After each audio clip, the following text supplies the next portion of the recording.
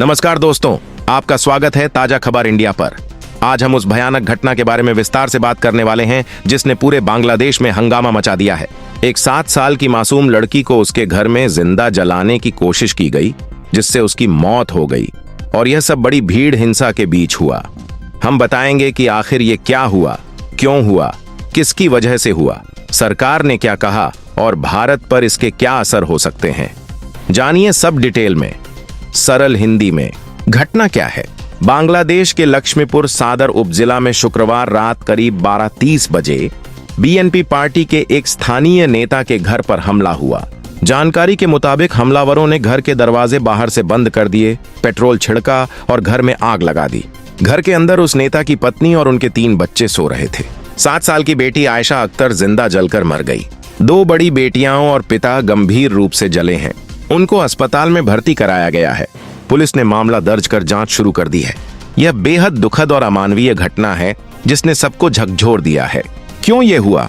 बांग्लादेश में सबसे बड़ा कारण है राजनीतिक तनाव और भीड़ हिंसा। पिछले कुछ दिनों से देश में हिंसा भड़क रही है, खासकर तब से जब एक छात्र नेता उस्मान हादी की मौत हुई। उसकी मौत के बाद देश भर में विरोध प्रदर्शन शुरू हो गए।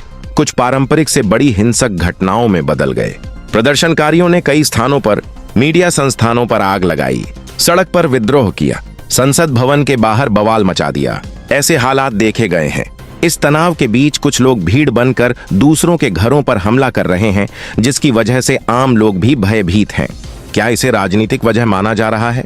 बीएनपी पार्टी के नेताओं का कहना है कि ये हमला सिर्फ राजनीतिक विरोध नहीं, बल्कि भयावह क्रूरता है। उन्होंने कहा कि ये हिंसा न सिर्फ कानून व्यवस्था का टूटना है, बल्कि लोकतंत्र को खतरे में डालने जैसा कदम है।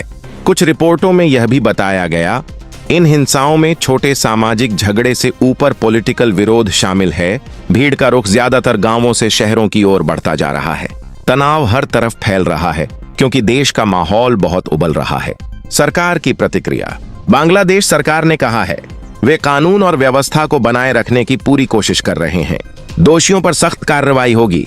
Interim chief adviser Muhammad Yunus ने कहा है कि हम हिंसा को रोकने के लिए सभी संसाधन लगा रहे हैं। अपराधियों को बख्शा नहीं जाएगा। इसके अलावा कई शहरों में अलर्ट जारी कर दिया गया है और पुलिस को जल्द से जल्द हालात संभालने के निर्देश दिए गए हैं। लेकिन फिलहाल हिंसा अभी भी जारी चल रही है। आम लोग क्या कह रहे हैं और क्या महसूस कर रहे हैं? देश के लोग अब बहुत डरे हुए हैं। लोग रात में घर से बाहर निकलने से डर रहे हैं। बाजार और स्कूलों में कम भीड़ दिख रही है। बच्चों वाले परिवार आग के हमलों और दंगों से घबरा रहे हैं। स्थानीय लोग यह भी कहते हैं कि हम सुरक्षित नहीं हैं, हमें पता नहीं अगली बार क्या होगा। वे यह भी भाव रखते हैं कि देश की सरकार को अभी कड़ी कार्रवाई करनी चाहिए। भारत पर क्या असर पड़ेगा? भारत और बांग्लादेश के रिश्ते पुराने और गहरे हैं, चाहे वो व्यापार, सीमा सुरक्षा या संस्कृति हो। अगर बांग्लादेश में हिंसा बढ़ती है तो सीमा पर सुरक्षा के मुद्दे सकते हैं। कुछ लोग अफवाहों की वजह से गलत संदेश फैलाएंगे। भारत के कुछ शहरों में भी प्रदर्शन हो सकते हैं। लेकिन अभी तक भारत सरकार ने जो कहा है वह यह है कि हिंसा को किसी भी रूप में स्वीकार नहीं किया जाना चाहिए। सुरक्षा और मानवाधिकारों का सम्मान जरूरी है। अगर आप चाहें, मैं भारत सरकार का आधिकारिक बयान भी खोज के दे सकता हूं।